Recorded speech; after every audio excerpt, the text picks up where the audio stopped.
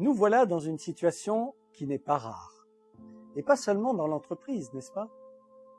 Avez-vous des enfants? Si c'est le cas, réfléchissez au nombre de fois où vous leur dites tout haut que vous êtes content de ce qu'ils ont fait ou de la bonne note qu'ils ont eue à l'école. N'est-il pas souvent plus facile de critiquer que de remarquer les bonnes choses? Et lorsque vous faites vos courses, combien de fois faites-vous remarquer à la vendeuse qu'elle a été à la hauteur? Ou encore que vous êtes très satisfait de l'accueil et du service de votre garagiste ou de l'employé de l'administration qui a traité votre dossier? Vous voyez que ce n'est pas toujours spontané dans votre bouche. Et votre patron n'échappe pas à la règle. Bien sûr, il pourrait rétorquer qu'il est normal de bien faire son travail, que vous êtes payé pour ça, donc pourquoi remercier ou complimenter en plus? Eh bien, ce serait méconnaître que l'être humain a besoin de signes forts de reconnaissance et que la parole en est bien l'un des plus marquants. Voyez l'importance de la parole, cette merveilleuse faculté qu'a l'être humain. On peut aussi bien réconforter quelqu'un et l'aider à se construire ou à se reconstruire que le détruire en l'espace de quelques mots. Un texte de la Bible compare la langue à un petit feu qui peut allumer une grande forêt.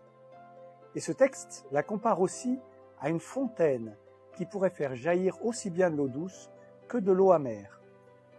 Pour certains, il sera toujours impossible de prononcer des paroles d'encouragement ou de remerciements chaleureux pour les choses accomplies.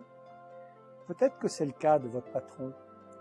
Je suis obligé de vous dire que vous aurez sans doute du mal à changer son caractère. Alors, faut-il désespérer? Certainement pas. Rien n'est jamais perdu. Et puis, s'il a du mal à utiliser la parole, peut-être a-t-il d'autres façons d'exprimer sa gratitude. Sourire, gestes, poignée de main chaleureuse. Essayez de décoder sa propre façon de communiquer. Peut-être vous rendrez-vous compte qu'il n'est pas si imbuvable que ça.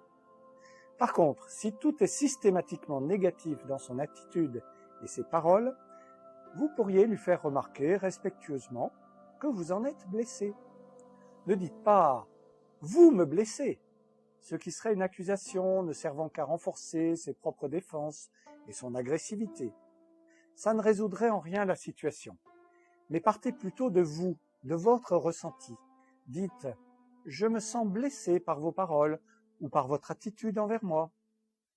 Allez, il y a encore de l'espoir.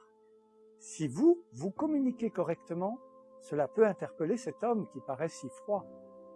Peut-être même que l'exemple que vous donnerez déteindra sur lui. Je ne dis pas que c'est du garantie sur facture, mais vous aurez eu, vous, la bonne attitude, ce qui est capital pour l'image que vous avez de vous-même.